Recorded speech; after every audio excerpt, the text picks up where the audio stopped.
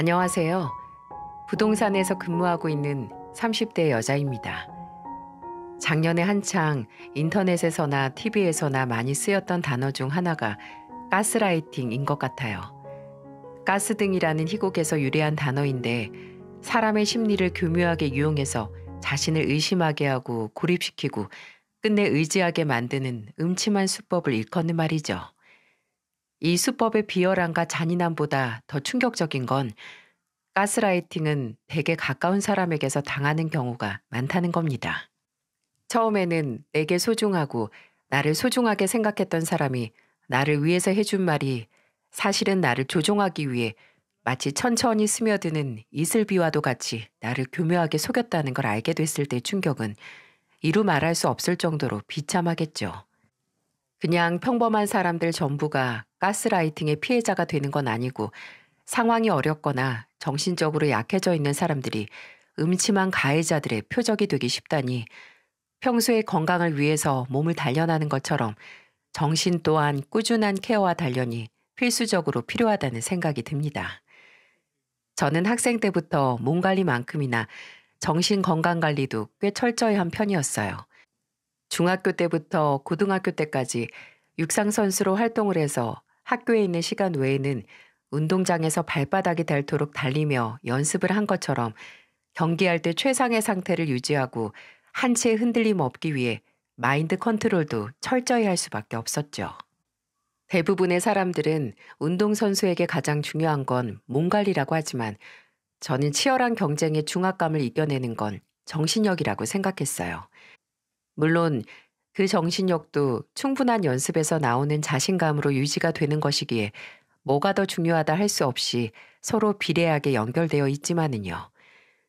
운동은 어려서부터 일어나면 밥 먹는 것처럼 제게 당연한 것이었고 전국 중고등학교 육상대회 선발돼서 나갈 정도로 실력도 나쁘지 않았지만 그만둘 수밖에 없는 이유가 있었어요. 더 이상 집안에서 제 육상 활동을 지원할 수 없었거든요. 사업을 하시던 아버지께서 재정난으로 사업을 접으시고 이리저리 어떻게든 밥벌이를 찾으시다가 건설 현장에서 일하시게 됐어요. 전국을 돌면서 소위 막노동을 하시는 아버지를 위해 어머니께서도 조금이라도 생활비를 더 벌기 위해 식당 일을 하시기 시작하셨고요.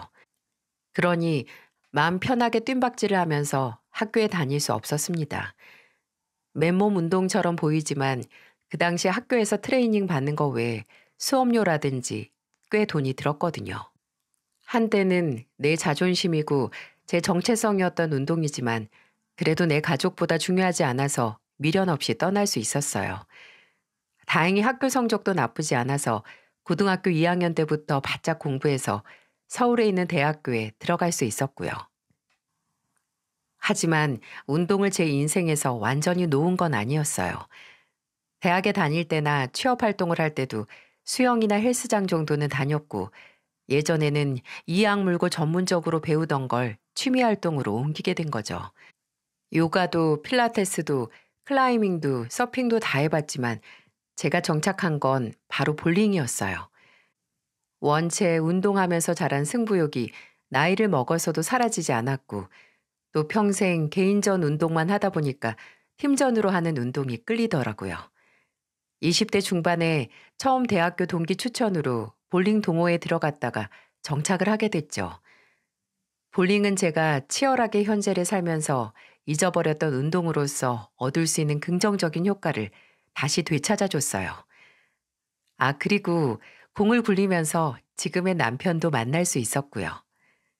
남편은 같은 볼링 동호회 회원이었어요. 저보다 4살 위였는데 약 2년 동안 같은 동호회에서 동고동락을 한 사이였죠. 사람이 볼링 실력도 좋고 운동 매너도 생활 매너도 성격도 뭔가 각이 잡혀 있다고 해야 할까요? 좀 선비스럽긴 해도 깔끔하고 좋아서 동호회 내에서도 인기가 많은 사람이었어요. 팀을 나눌 때마다 같은 편을 먹겠다는 회원들이 많을 정도였죠. 처음에는 그냥 경기할 때마다 마음 잘 맞는 같은 회원 그 이상 이하도 아니었는데 저희가 급속도로 가까워진 계기가 있었어요. 토요일 저녁에 술래기를 걸고 동호회 내 친목 경기 중이었거든요.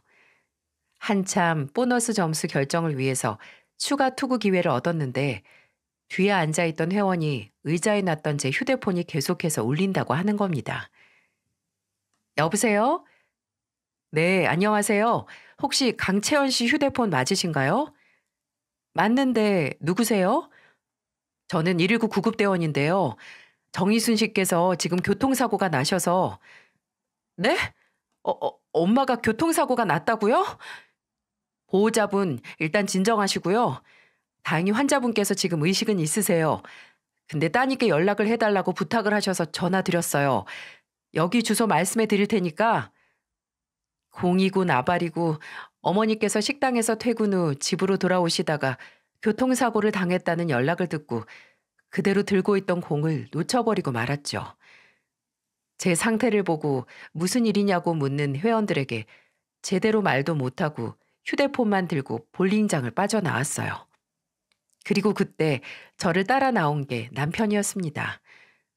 당장 귀신이라도 본 사람처럼 사색이 돼서 택시를 잡으려는 저를 붙잡고 대체 무슨 일이냐고 묻는 남편에게 저는 상황을 설명했고 남편은 제게 데려다 주겠다며 본인 차를 타고 병원으로 가자고 하더군요. 너무 정신이 없어서 병원에 도착한 후 남편에게 뭐 고맙다는 말도 못하고 차에서 내려 어머니가 계신 병실로 뛰어들어갔는데 다행히 어머니는 크게 다치신 건 아니었고 사고 때 난 상처들을 드레싱하기만 하면 되는 수준이었습니다. 그래도 골절이나 뇌진탕 소견이 있어서 입원을 하셔야 했어요. 근데 저를 내려주고 그냥 갔다고 생각했던 남편이 제 뒤에 있던 걸 발견한 거예요. 왜 안 갔냐고 하니까 제가 너무 불안해 보여서 못 갔다는 겁니다. 제가 그때도 어머니가 괜찮으신 걸 알고 긴장이 확 풀린 건지 손발이 덜덜 떨렸거든요.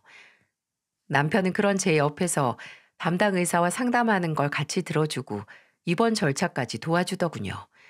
심지어 제가 잠깐 집에 들러서 어머니 짐이나 옆에서 간병할 제 짐을 갖고 다시 병원으로 오는 것도 데려다 줬죠.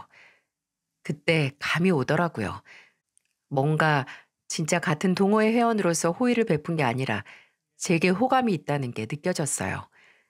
그 후로 저희는 개인적인 연락을 하면서 가까워졌습니다. 어머니가 퇴원하신 후 제가 고맙다고 밥을 산다고 했고 남편은 좋다고 대신 단둘이 먹자고 하는 게 아니겠어요? 그렇게 몇 번 단 둘이서 밥을 먹기도 하고 따로 볼링도 치고 술도 마시다가 연인으로 발전할 수 있었죠. 그렇게 같은 동호회 회원으로 2년, 연인으로 1년 지내고 결혼까지 했습니다. 저희 가족이야 제가 남편과 연애를 하기 전부터 이미 남편에 대해 잘 알고 있었습니다. 어머니가 교통사고가 나서 입원하신 날 병원에서 어머니는 이미 남편을 보셨거든요. 근데 그때부터 뭐 훤칠하고 예의 바르고 자상하다고 말이 많으셨어요. 그래서 아버지나 오빠에게 딸이 아직 사귀지도 않는 남자 얘기를 신나게 하셨고요. 근데 남편은 말이 많은 사람이 아니었지만 특히 집안 얘기를 잘 꺼내지 않았어요. 서로 결혼 얘기를 하고 나서도 그냥 아버지랑 어머니가 계시고 나이 차이가 좀 나는 남동생이 있다는 것만 알고 있었죠. 남편의 자세한 집안 사정은 오히려 결혼 전 시댁에 인사를 드리러 간 후에야 알 수 있게 됐죠. 시동생은 이미 2년 전에 먼저 결혼을 해서 나가 살고 있어서 만나지 못했고 시부모님만 뵐 수 있었어요. 시아버지께서는 2층짜리 대형 곰탕집을 한다고 들었는데 예전에 사고로 한쪽 다리가 불편하다는 말을 남편을 통해서 들었거든요. 그래도 부지런하셔서 물리치료를 몇 년 동안 오래 받으셨다고 하더니 정말 그냥 봐서는 다리가 불편하시다는 티가 안 나더라고요. 남편처럼 키가 무척 크셨고 뭔가 굉장히 차분한 성격이셨어요. 눈이 마주칠 때마다 은은하게 미소를 지으시는데 저까지 마주 웃게 되더라고요. 그리고 시어머니는 일단 처음에 시아버지에 비해 굉장히 젊어 보인다는 느낌을 받았어요. 실제로도 한 8살 정도 차이가 나신대요. 그리고 확실히 남편은 시아버지를 닮았구나 할 정도로 남편과 전혀 닮지 않은 외모였고요. 이런 외적인 인상들도 물론 아직 기억에 남아있긴 하지만 평생 잊지 못하겠는 건 바로 이때 나눈 대화였어요. 시어머니께서 제게 아버지의 직업을 물어보셨을 때 완전히 솔직하게 말하지 못했습니다. 가족들을 위해 그 나이에도 현장에서 일하신 아버지가 자랑스럽고 한치의 부끄러움도 없긴 했지만 행여 막노동을 한다고 하면 색안경을 끼고 볼까 걱정이 돼서 애매하게 말이 나갔습니다. 아버지께서는 건설 일을 하고 계세요. 뭐 회사를 운영하시는 거야? 아니면 인테리어 사무실 같은 걸 작게 하시는 거야? 아니요. 주로 현장에서 근무하세요. 현장? 아유, 뭐야? 현장이면 그냥 막노동이네, 막노동. 공사판. 그거 말하는 거 맞지? 그렇죠. 전국 현장에서 가지고 계신 기술로 먹고 사는 기술자세요. 아유, 그냥 막노동이 막노동이지. 뭔 말을 그렇게 어렵게 해. 요새 애들은 그저 겉멋만 들어서 막노동도 기술직이라고 하네. 무슨 말을 또 그렇게 하나? 기술직 맞지 뭐. 아버지께서 힘든 일 하시는구먼. 아주 존경스럽겠어. 존경스럽기는 그 나이에 막노동까지 할 정도면 정말 주머니 사정이 넉넉지 않다는 거잖수. 내가 미리 말하는데 결혼한다고 해서 각자의 집안, 뭐 경제적으로든지 뭐로든지 퍼주는 거 난 동의 못해. 솔직히 그게 밑 빠진 독에 물 부는 거지. 돈이라는 게 100만 원이 필요하면 그 다음엔 1000만 원이고 그 다음에 억 되는 거 순식간이야. 그러니까 영진이 너도 괜히 가만히 있다가 당하면서 살지 말고 여기서 미리. 당하기 뭘 당해요 진짜. 그런 말 할 거면 저희 그냥 갈게요. 사람 앞에 두고 뭐 하시는 거예요? 애초에 저한테 그런 말 할 자격이나 있으세요? 물론 시어머니께서 제게 무례하게 구신 건 사실이었어요. 기분이 나쁘긴 했지만 그때 남편의 대응이 좀 과하다는 생각도 들었습니다. 말뿐만 아니라 그때 시어머니를 보는 남편의 눈빛이 되게 무서웠거든요. 그래서 그날 이후 남편에게 괜히 나 생각해서 시어머니께 화낼 필요 없다고 했어요. 고맙긴 한데 괜히 모자 사이 갈라놓는 존재에 되고 싶지 않다고 맞대응을 해도 내가 하고 나중에 내가 정말 도움이 필요하다고 하면 그때 거들어 달라고요.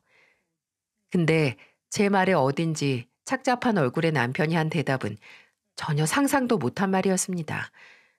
대뜸 모자 사이가 아니라고 제게 그러는 게 아니겠어요? 아니, 모자 사이이긴 하지.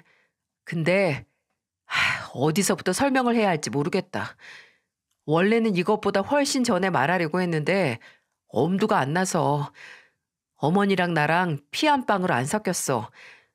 나 태어나고 몇 년 안 지나서 친어머니랑 아버지랑 이혼하셨거든. 이유는 나도 아직도 잘 몰라. 어머니는 바로 연락 끊기고 난 아버지가 친할머니랑 함께 살면서 키워주셨는데 아버지 말로는 그냥 성격 차이였대. 내가 6살 때 아버지가 새어머니랑 재혼하시고 1년 뒤에 바로 영빈이가 태어나서 이복 형제야. 근데 그날 영진 씨 입에서 자격이니 뭐니 말 나올 정도면 사이가 좋진 않았나 봐. 그래 보였지? 실제로도 그래. 지금이야 내가 커서 좋은 회사 좋은 평판 얻고 주변에 자랑할 수도 있으니까 아들 취급해도 예전에 나는 안중에도 없었어. 어머니가 아버지랑 싸울 때마다 날 뭐라고 불렀는지 알아? 전처자식이라고 했어. 전처자식. 아버지가 날 조금이라도 챙기는 것 같으면 전처자식만 챙긴다고 어찌나 아버지를 들볶았는데 그러다 싸움 나면 나만 눈치 보는 거야. 그런 거 있잖아. 사람이 뭐라 항의도 못하게 차별하는 거. 내가 학교에서 반장할 때는 아무것도 없었는데 영빈이가 부반장 한 번 하면 어머니가 그 반에 햄버거나 아이스크림 돌리고 나 수능 때는 가면서 김밥집에서 김밥 사가라고 한 사람이 영빈이 수능 볼 때는 3단 도시락에 행여 긴장해서 배탈 날까 봐 죽까지 싸서 주시고 그랬었어. 그래 놓고 내가 한 번씩 사고 치면 너 어디 가서 내가 새엄마라고 자식이 삐뚤어졌다고 애 망쳤다고 네 새엄마 그렇게 욕먹이려고 이래? 라고 무섭게 다그쳤어. 사고라고 해도 성적 떨어지거나 학원 땡땡이 친 거 그런 것밖에 없었는데 그런데 영빈이 그 자식이 가게에서 물건 훔치다 걸려서 경찰서 가고 학교에서 학교폭력 가해 학생으로 불려갔을 때는 누구 탓했는지 알아? 아버지 탓했어. 전처 자식이랑 차별해서 영빈이가 엇나간 거라고. 당신 탓이라고. 이를 부득부득 깔면서 나한테도 네가 동생 잘 안 챙겨서 그런 거라고. 새엄마가 싫으면 나한테 화풀이하면 되지.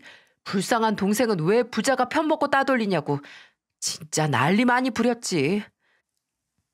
그 말을 듣던 제가 시어머니가 그럴 때마다 시아버지께서는 가만히 계셨냐고 물으니까 남편은 고개를 절레절레 흔들며 말했어요. 처음에는 괜한 억지를 부리는 시어머니에게 화도 내고 설득도 하며 대화로 풀어보려고 하셨다고요. 이건 남편이 초등학생 때 있었던 일인데 밤에 자다가 일어났는데 시부모님께서 다투는 소리에 깼던 거라고 해요. 어렸던 남편이 발소리를 줄이고 나가 들었더니 시어머니는 시아버지께 영진이 때문에 언제든 전처한테 돌아갈 순간 노리는 거 아니야?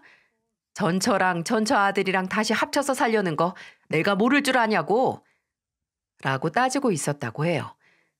남편은 그날 기억을 떠올리며 본인의 존재 자체가 시어머니에게 시아버지가 남편의 친어머니와 재결합을 할 수 있는 가능성으로 보인 것 같다고 하더군요. 시어머니께서 다소 의처증 같기도 했지만 그래도 시어머니가 그런 말도 안 되는 억지를 부릴 때마다 시아버지께서 참다 호통을 한번 크게 치시면 시어머니도 그만하셨다고 해요. 하지만 그 관계가 완전히 반전되는 사건이 일어났던 거죠. 아버지가 사고 당하신 후에 다리에 장애가 생기셨을 때 가장 의지하셨던 게 아무래도 어머니였지. 어머니도 아버지 곁에서 몇 년을 수발두고 재활치료도 도와주시고 열심히 하셨고 나도 아들로서 그런 건 참 감사하기도 하고 처음에는 그런 아버지께 어머니가 옆에 있는 게 다행이라고 생각했는데 그런 것도 아니더라. 사고 전에 어머니가 아버지께 가장 많이 했던 말이 뭔 줄 알아? 나는 당신 없으면 못 살지 였어. 근데 그 말이 사고 후에 어느 순간 당신은 나 없으면 못 살아 라고 바뀌어 있는 거야.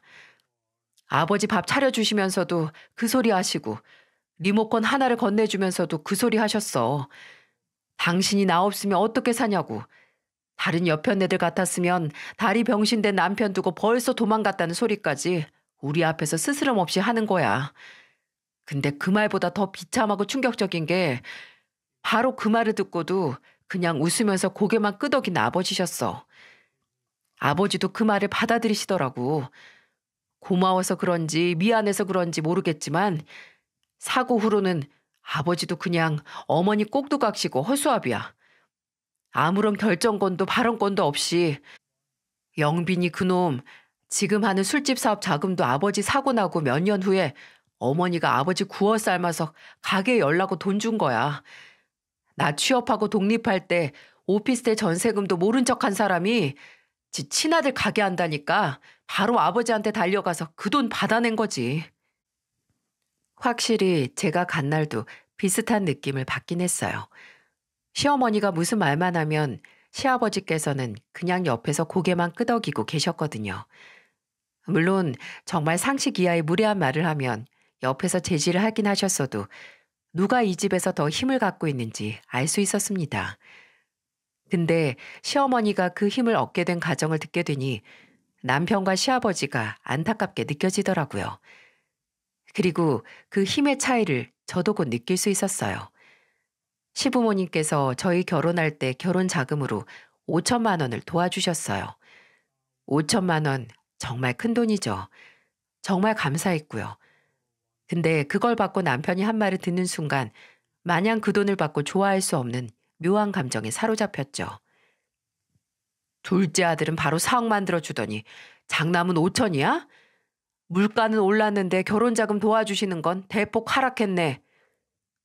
그 자조적인 말을 들었을 때 이게 남편이 평생 당해왔던 차별인가 싶었어요. 제가 좀 심각한 얼굴로 정말 시부모님이 시동생 결혼할 때 4억을 해줬냐고 물으니 남편은 그 당시 아버지 식당도 한창 잘 될 때고 땅 투자를 해서 목돈을 많이 만들어 두셨을 때라서 여유가 있었다고 하더라고요. 근데 이제 장남이 결혼한다고 하니 갑자기 집안 곳곳에 쌀이 뚝 떨어졌다. 이런 거죠. 근데 그 쌀이 떨어진 게 따로 또 이유가 있더라고요. 남편에게 듣기로 시동생은 결혼하고도 몇 번씩 집에서 돈을 가져갔다고 해요. 술집이 적자다 뭐다, 인테리어 공사, 이전 등등 별 핑계를 다 대면서요. 그럼 시어머니께서 무조건적으로 지원을 해주신 거죠. 이미 그런 시어머니 말이라면 뭐든 동의하는 시아버지께서도 그걸 말리지 않으셨고요. 그냥 그걸 다 보고 있는 남편만 속이 터지는 겁니다. 남편도 몇 번 시아버지께 말씀을 드렸대요.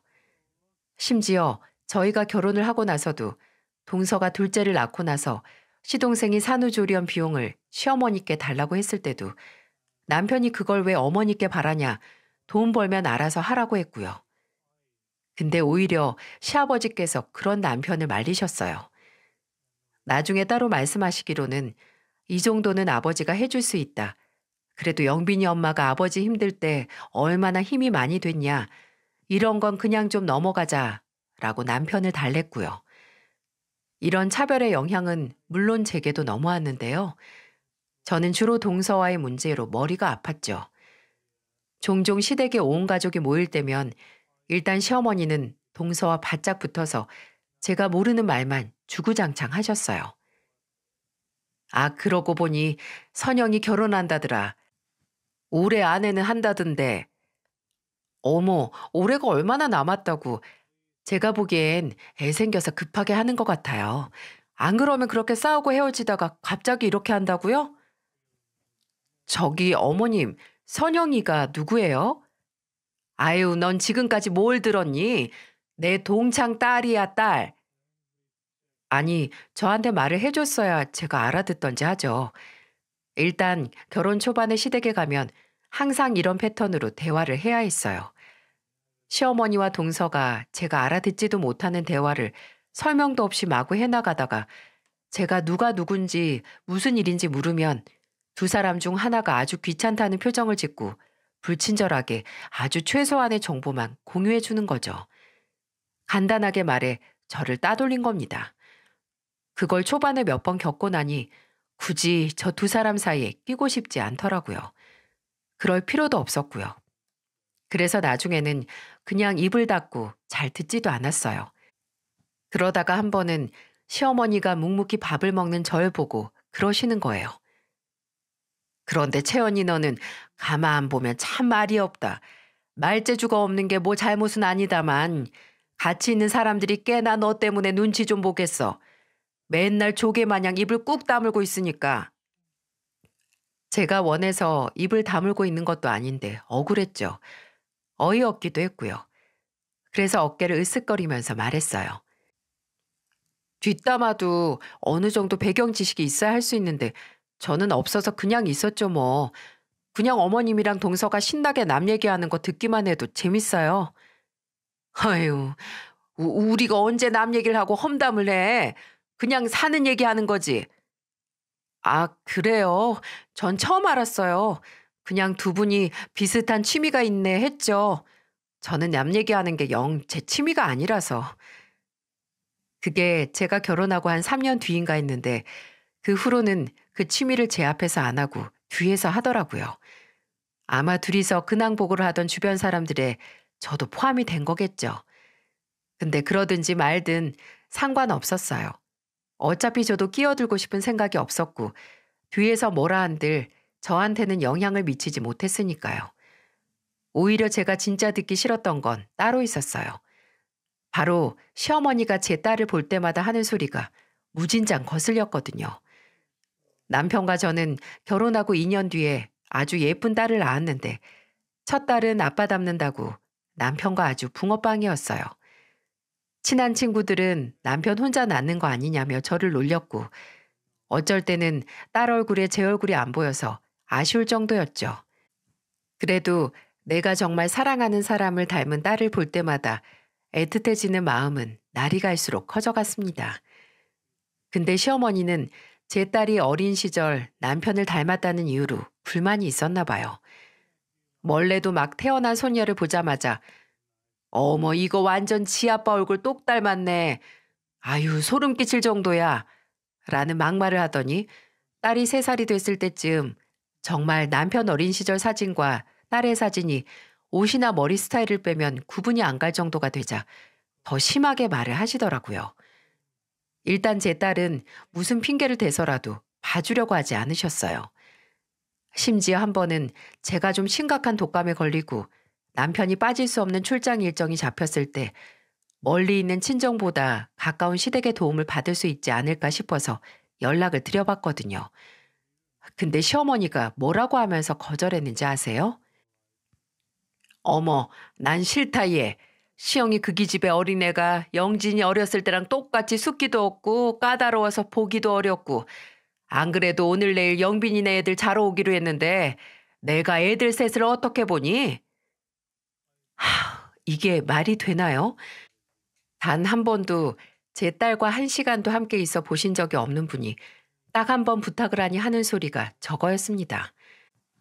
시동생 네 애들은 장난감 총하고 칼 가지고 놀다 시댁 거실에 있는 TV 스크린을 박살을 내든 가지고 놀던 대왕 구슬도 깨서 바닥을 난장판을 내놓고 시아버지가 그 구슬 조각을 밟아서 병원에 가셔도 군소리 없이 봐주시더니 제 딸은 그저 남편을 닮았다는 이유 하나로 봐주지 않겠다는 겁니다.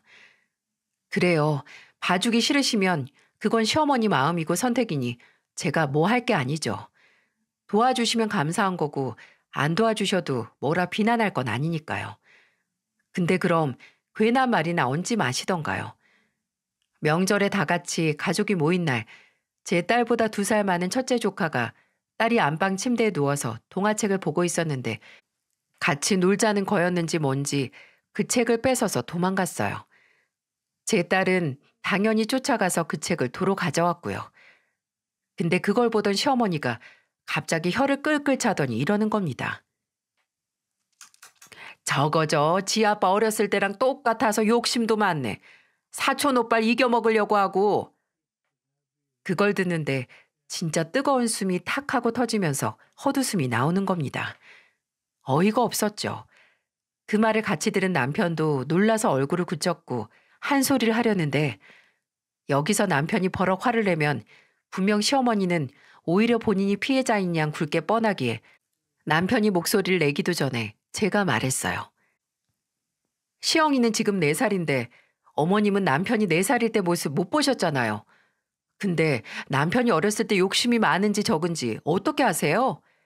그리고 본인 책 도로 가져오는 게 욕심이 많은 건 아니죠. 남의 돈 훔쳐서 지 자식 배만 불리는 짓도 아닌데 그게 어떻게 욕심이에요? 정당한 거지. 아무 말 못 하시더군요. 시어머니는 그냥 눈만 흘기다 피곤하다고 안방으로 쏙 들어가 버리셨습니다. 진짜 욕심이 많은 사람이 제발 저려서 도망간 것 같았네요. 그렇게 저희 가족은 시댁과는 정말 가끔 명절이나 가족 행사에만 얼굴 보는 그런 관계를 유지했어요. 남편은 시어머니라면 자주 얼굴 보고 싶지 않아 했고 시아버지는 그냥 보기만 해도 답답해 했습니다. 처음에는 우리 아버지가 저러고 사실 분이 아닌데 하다가 나중에는 성격이 팔자지라고 자포자기했네요. 그렇게 근근히 연락을 이어오던 시댁에서 어느 날 대형 사건이 터지고 말았어요. 그맘때쯤 코로나 시국으로 전 국민이 힘들어 했었어요. 특히 식당 영업, 시간 제한으로 자영업자들이 정말 죽어나갔죠. 시아버지 식당도 예외는 아니었습니다. 시아버지 곰탕집은 24시간 운영으로 주야를 다 돌리는 식당이었는데 영업시간 제한으로 야간 운영은 하지도 못하고 단체 예약도 못 받으니 몇 달 동안 매출이 반토막은 고사하고 아예 적자를 보게 됐어요. 근데 또 웃긴 게 시아버지에게 그런 걱정을 털어놓는 곳은 곁에 있는 시어머니나 시동생이 아니고 바로 남편이었다는 거죠. 시아버지는 하루에 2번씩은 꼭 남편에게 전화해서 재정난에 대해 토로를 하셨고 남편은 묵묵히 그 말을 들어드리곤 했어요. 근데 그럴 수밖에 없는 게 시아버지께서 거의 1년이 넘게 힘들어 하셨거든요. 나중에는 식당을 정리한 해 만에 이야기가 나오기도 했을 정도라서 거의 벼랑이나 다름없었어요. 이 상황만으로도 문제가 이만저만이 아닌데 한밤중 아니, 아마 밤 12시가 넘은 새벽이었을 거예요. 자고 있는데 옆에 있던 남편이 부스스 깨어나 전화를 받는 소리가 들리더군요. 저는 또 시아버지께서 술을 마시고 전화를 하셨나 했는데 전화를 받는 남편의 목소리가 심상치 않았습니다. 네, 네, 네. 맞는데요. 네? 어디라고요? 네. 어느서요? 네, 알겠습니다. 지금 바로 가겠습니다. 말하는 게 어딘지 심상치 않아서 저도 잠이 확 달아나더라고요. 침대를 박차고 일어나 바로 나갈 채비를 하는 남편을 보고 무슨 일이냐고 하니 전화가 온 곳은 경찰서랍니다. 시댁에서 시부모님이 거의 난투극에 가까운 싸움을 했고 시어머니의 신고로 지금 두 분 다 경찰에 계시다고요. 이게 이 새벽에 무슨 일인가요? 일단 시아버지께서 경찰서에서 보호자로 아들을 불러달라고 하셔서 남편이 당장 가야 하는 상황이었고 저는 딸이 있는 집을 비울 수 없어서 뜬 눈으로 호출을 받고 달려간 남편을 기다려야 했습니다. 몇 시간 뒤 돌아온 남편은 혼자가 아니었어요. 시아버지께서도 같이 오셨습니다. 시아버지는 저를 쳐다보지도 못하시고 성큼성큼 남은 손님 방으로 들어가셨고 뒤따라 들어오던 남편은 진짜 세상 다 산 사람처럼 지쳐 있었죠. 같이 방으로 들어가 문을 닫았을 때 남편은 경찰서에서 있던 일을 다 말해줬는데 그때 남편의 말을 빌리면 경찰서 안은 혼란 그 자체였다고 해요. 당신 정말 그 돈이 무슨 돈인지 몰라서 이래? 내가 요새 얼마나 힘들어하는지 당장 식당 문을 닫네 만에 밤에 잠도 못 자는 거 뻔히 알면서 어떻게 그 돈을 나 몰래 줄 수가 있어? 이 영빈이가 석 달만 쓰고 준다고 했다니까, 석 달. 그 돈을 언제 빌려갔는데 그게 지난 6월이라며. 이제 11월이야 이 사람아, 11월. 영빈이가 돈 빌려간 게 여름인데 벌써 겨울이라고. 내가 이럴 줄 알고 빌려줬어? 당신은 당신 아들을 그렇게 못 믿어서 어떻게 할 거야? 전처 아들 아니고 내 아들이라서 못 믿는 거야 뭐야? 입 안 다물어? 언제까지 그 소리 할 건데? 내가 왜 입을 다물어? 그리고 나도 할 말 많아. 부부 사이에 네 돈 내 돈이 어디 있고 자식이 당장 급하다고 하면 장기를 탈탈 털어서라도 돕고 싶은 게 부모 마음인데 뭐가 잘못됐다고 감히 나한테 손을 들어 손을? 내가 당신한테 그동안 어떻게 했는데? 지금 그게 오로지 내 돈이라고 내 돈에 손댔다고 내가 이러는 거야?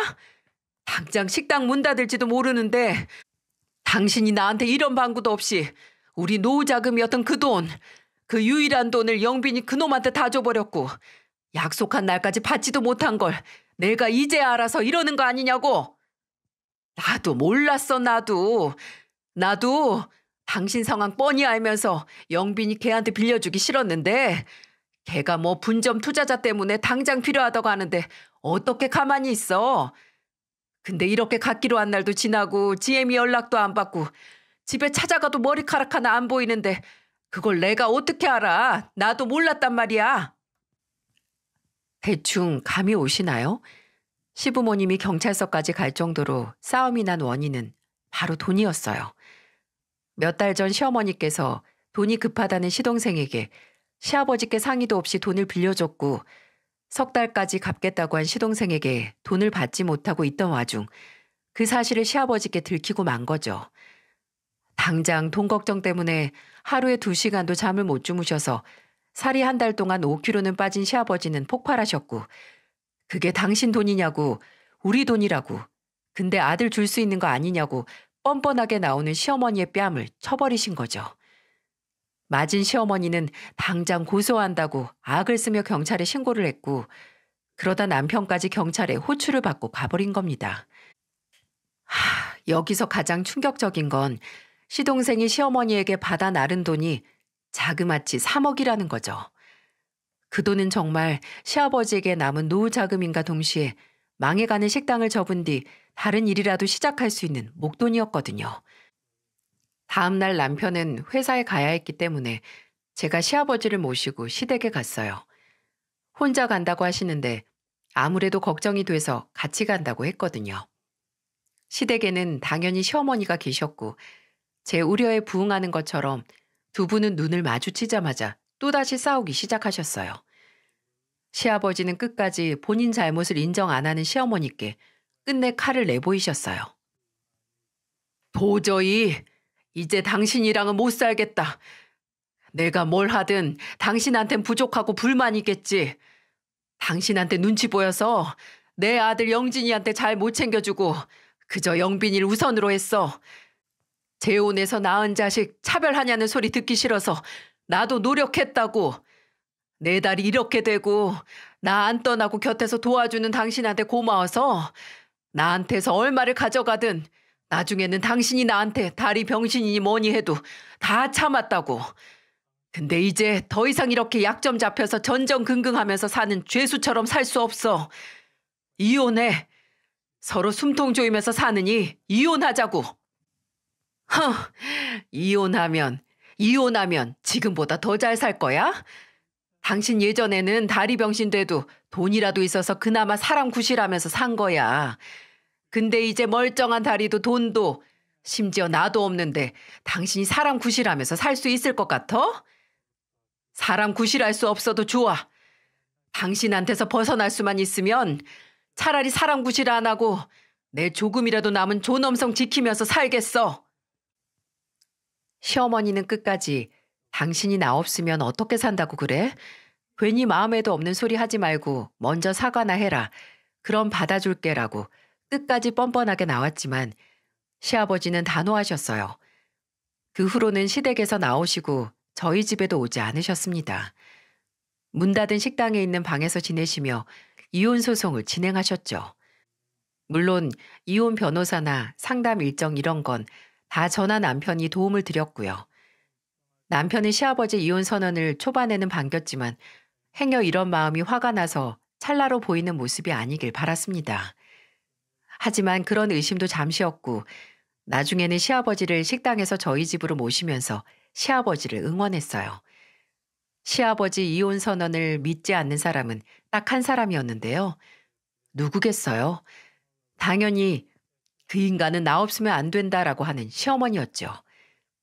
근데 그렇게 말하는 것과 다르게 시아버지가 정말 이혼 소송을 시작하고 소장까지 받게 됐으니 초조하긴 하셨나 봐요. 제게 자주 전화하셔서 네 시아버지도 이참에 뭘 좀 깨닫겠지. 곧 다시 집으로 돌아간다고 할 테니까 네가 좀 참아라. 라는 객기를 부리기도 했고 나야 그 인간 없으면 편하지. 원래 내가 만든 반찬만 삼시세끼 먹던 양반인데 네 음식은 입에 맞다고 하니? 라고 괜히 저를 떠보기도 했고요. 시어머니가 나는 아무 걱정할 거 없어. 그 인간 정말 나 없으면 아무것도 못해서 돌아오게 돼 있다니까? 라고 말하면 저는 그럼 걱정 없으시겠네요. 라고 말하고 바로 끊었죠. 근데 그렇게 말로는 세상 여유로운 분이 도저히 가만히 기다릴 수 없었는지 갑자기 저희 집에 오신다고 연락을 하신 겁니다. 그리고 시아버지가 집에 계시는지 물으세요. 제가 안 계시다 외출하셨다고 하니까 저한테 가만히 있으라고 바로 간다고 하고 정말 30분 만에 저희 집에 오셨더라고요.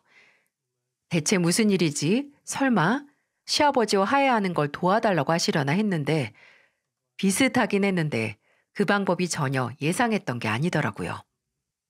그 당시 살던 아파트는 신혼 때 살던 작은 전세 아파트를 살다가 청약이 당첨이 돼서 이사를 간 수도권에 위치한 32평대 아파트였거든요.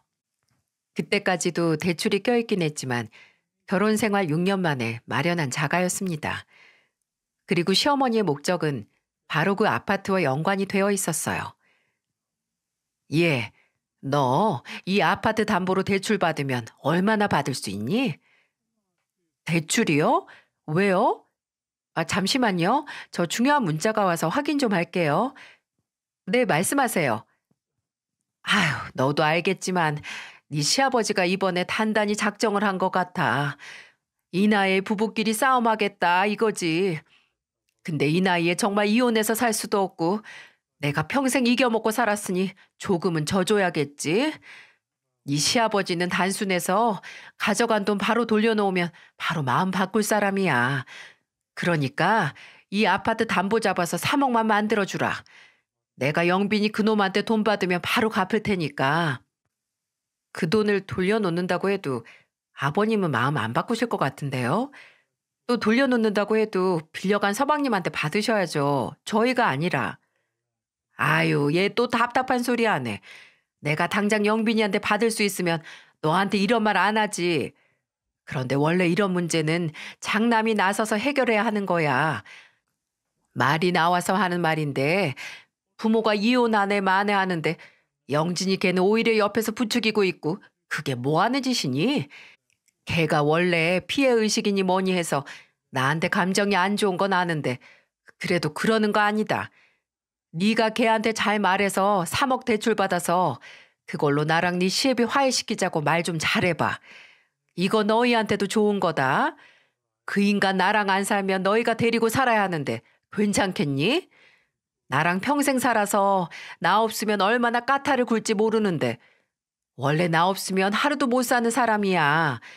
그러니까 더 이상 말하지 말고 영진이랑 말해서 돈을 보내. 알아들어? 어머님 자신감이 굉장히 과도하다 못해 신기할 정도로 있으시네요. 아버님은 전혀 어머님 없이 못 사는 분이 아닌데 왜 혼자 그렇게 믿으시는 거죠? 아버님 여기서 잘 지내고 계세요. 심지어 설거지, 빨래도 손수하시고 제가 드리는 반찬도 오히려 어머님 반찬 마냥 한없이 달지 않아서 잘 먹힌다고 하시던데요. 아버님이 어머님 없이 못 산다는 거 그거 어머님 혼자만의 망상이에요. 망상. 얘가 재워줘서 고맙다고 한 말을 진심으로 알아들었나 보네. 예, 그 인간 다리 망가졌을 때 하루 24시간 내내 붙어서 수발든 게 나야 나. 그때부터 지금까지 나 없이 제대로 하는 거 하나 없는 인간이라서 식당도 말아먹은 거 보면 모르겠니? 잔말 말고 네 시아버지 살리고 싶으면 돈 보내. 아, 그래요? 그럼 어디 당사자한테 물어볼까요? 당사자한테 물어보면 제일 빠를 텐데요. 저는 그렇게 말하며 시어머니 눈앞에 제 휴대폰을 들어 흔들어 보였습니다. 제 휴대폰 화면은 통화 중 화면이 띄어져 있었는데 수신자는 다름 아닌 시아버지였죠. 맞아요. 사실 시어머니가 먼저 집에 오시기 전에 전화를 먼저 주셨을 때 그 통화 후에 시아버지께 전화를 드렸어요. 시어머니께서 갑자기 시아버지가 안 계실 때 오신다고 하는데 어떻게 하냐고요.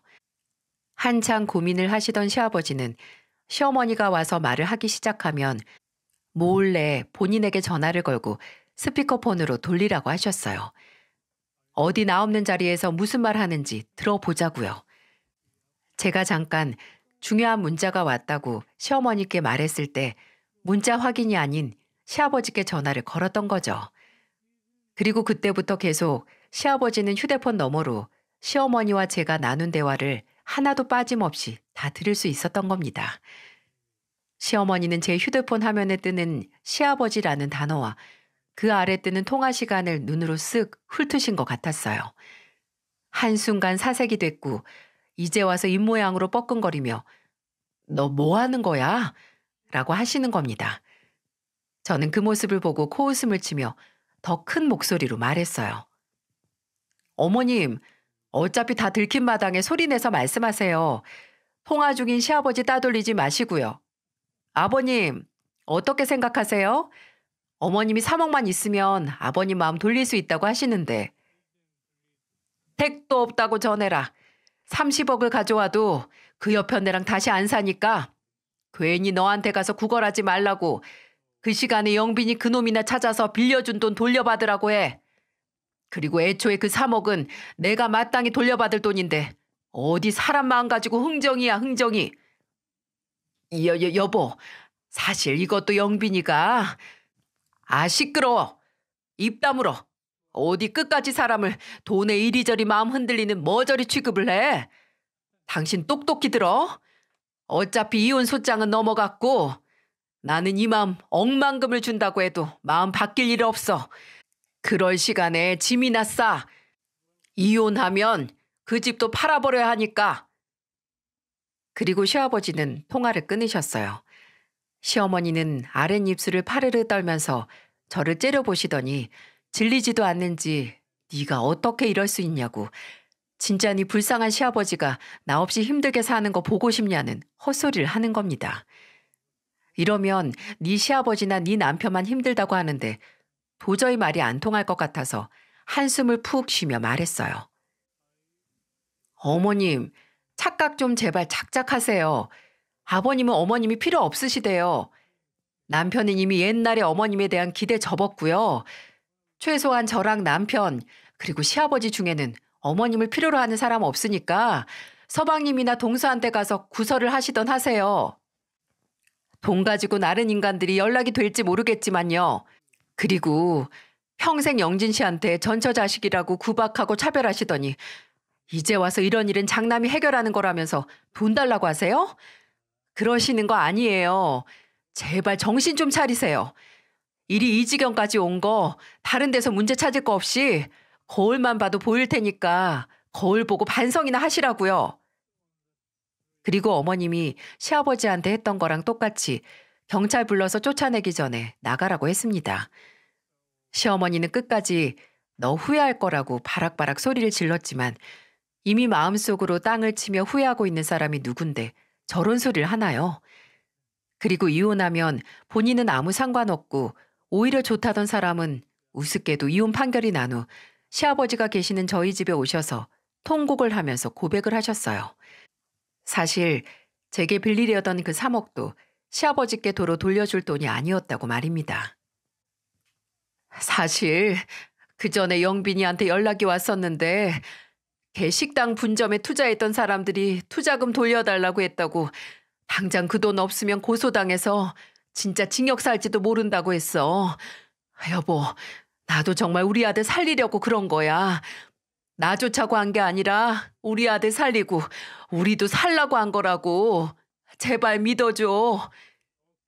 알고 보니 시동생은 돈을 빌린 시어머니에게만 달아나서 연락을 끊은 게 아니라 본인이 하던 술집을 브랜드화해서 체인점을 내는 사업을 확장시키다 투자자들과 문제가 생겼고 등을 돌린 투자자들이 돈을 돌려달라고 하자 잠수를 탄 거였어요.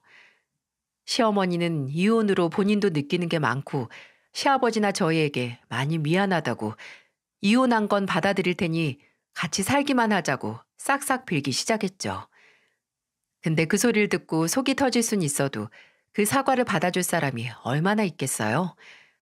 시아버지는 정말 참담하게 이루 말할 수 없는 표정으로 시어머니에게 말씀하셨어요. 아들한테 조종당해서 다른 가족들 다 배신한 게 뭐가 자랑이라고 와서 이래. 됐어. 당신이 그 3억으로 영빈이를 도와주던 아니면 나랑 이혼하기 전에 한몫 챙기려고 했든 상관없어. 뭐가 됐든 나는 당신 다시 받아줄 생각 없으니까 당신 없이 못 사는 건 나고 당신은 나 없으면 오히려 좋다며. 그렇게 해줬으니 당신 조정하던 그 아들이랑 짝짝꿍 하면서 잘 살아. 나같이 한심한 다리병신한테 와서 인생 구걸하지 말고 이 불쌍한 인간아. 시아버지가 이렇게 단호하게 잘라내니 시어머니는 이제 옆에 있던 저와 남편에게 매달리셨어요. 제발 저 사람 마음 좀 돌려달라고. 요새 영빈이 그 자식한테 주려고 돈 빌린 사람들이 찾아와서 너무 무섭다고 말이죠. 하지만 저도 남편도 아무 말도 하지 않았어요. 그냥 조용히 현관문을 열어 보일 뿐이었어요. 그 후에 들리는 소식은 시어머니는 시아버지와 이혼 후 재산 분할로 받게 된 정말 소정의 돈으로 방 하나짜리 월세집을 구하셨다고 들었어요. 그리고 그렇게 돈 돌려달라는 투자자들을 피해 다니던 시동생은 집단 고소로 구속이 됐고 함께 투자자들을 속이기 위해 장부는 물론이고 가게 매출까지 조작했던 동서는 집행유예를 받고 잠적을 했다 들었습니다.